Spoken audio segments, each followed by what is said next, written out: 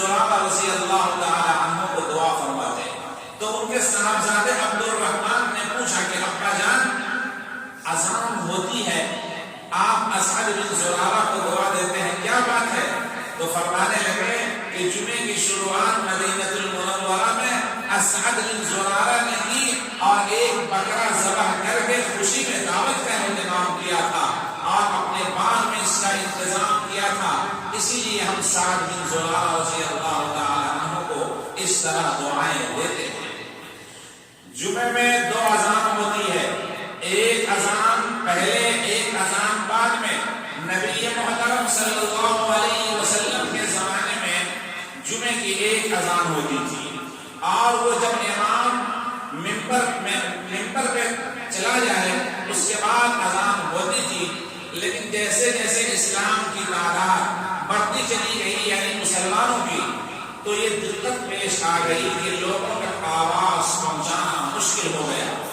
تو یہ زمانہ چلتا رہا، حضرت ابوبکر صدیق رضی اللہ عنہ کا آیا، وہ بالکل آقا کے نقش قدم پر بالکل ذرہ برابر نہ ادھر نہ ادھر تھے۔ حضرت عمر فاروق رضی اللہ عنہ کا زمانہ آیا، معاملہ ویسے ہی رہا، تعداد جب اتنی زیادہ بڑھ گئی کہ مشکل ہو گئی آواز پہنچانا، تو حضرت عثمان غنی رضی اللہ تعالی عنہ کے زمانے میں یہ اہتمام کیا گیا کہ ایک اذان پہلے دے دی جائے تاکہ مسلمان اس اذان کو سن کر جو دور دراز علاقے میں رہتے ہیں وہاں سے چلیں تو صحیح وقت پر یعنی خطبے سے پہلے وہ مسجد نبوی کے اندر حاضر ہو جائیں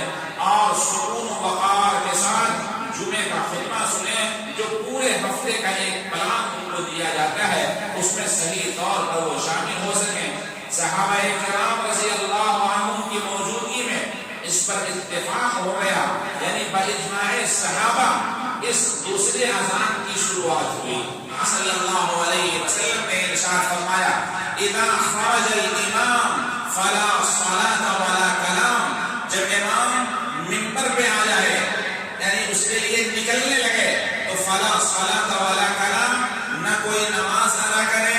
اور نہ کوئی گفتگو کرے،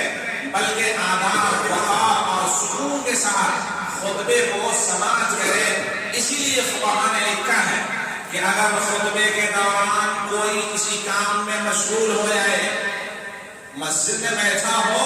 کسی دوسرے کام میں مشغول ہو جائے تو بغل والے کے لیے مناسب نہیں کہ اس کو روک ٹوک کرے۔ یہ خطبے کا ادب ہے اور اس کا وقار ہے۔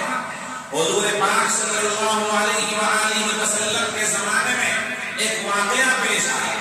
قرآن میں یہ موجود ہے وَإِذَا رَأَوْا تِجَارَةً أَوْ لَهْوًا انفَضُّوا إِلَيْهَا وَتَرَكُوكَ قَائِمًا قُلْ مَا عِندَ اللَّهِ خَيْرٌ مِنَ اللَّهْوِ وَمِنَ التِّجَارَةِ وَاللَّهُ خَيْرُ الرَّازِقِينَ۔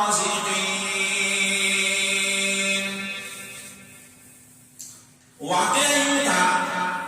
کہ ایک موقع پر حضور پاک صلی اللہ علیہ وسلم منبر پر خطبہ ارشاد فرما رہے ہیں۔ شام سے ایک تجارتی قافلہ آیا،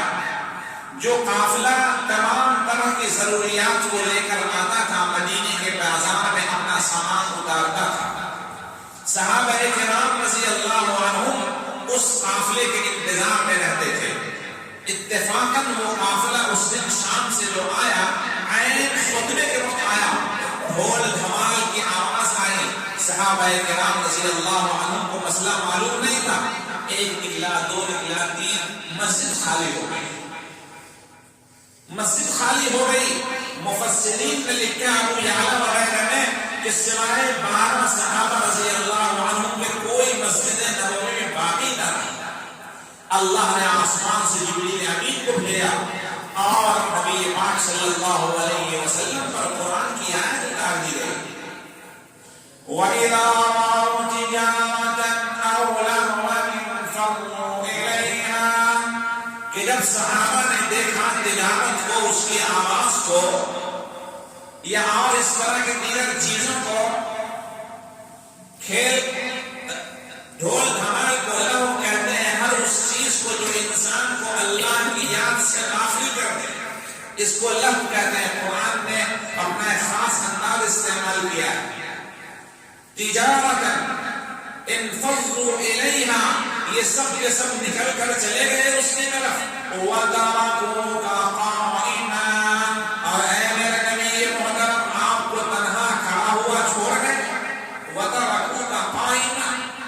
کوئی آپ کہیے ان لوگوں سے مَا عِندَ اللَّهِ خَيْرٌ مِّنَ اللَّهْوِ وَمِنَ التِّجَارَةِ، کہ اے صحابہ ایمان والو، جو اللہ کے نزدیک ہے وہ اس تجارت سے، تجارتی قافلے سے جو مدینہ منورہ میں آیا،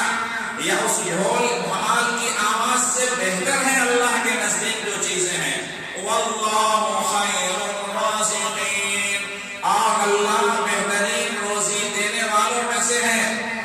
جبریل امین نے جب آ کر یہ کہا،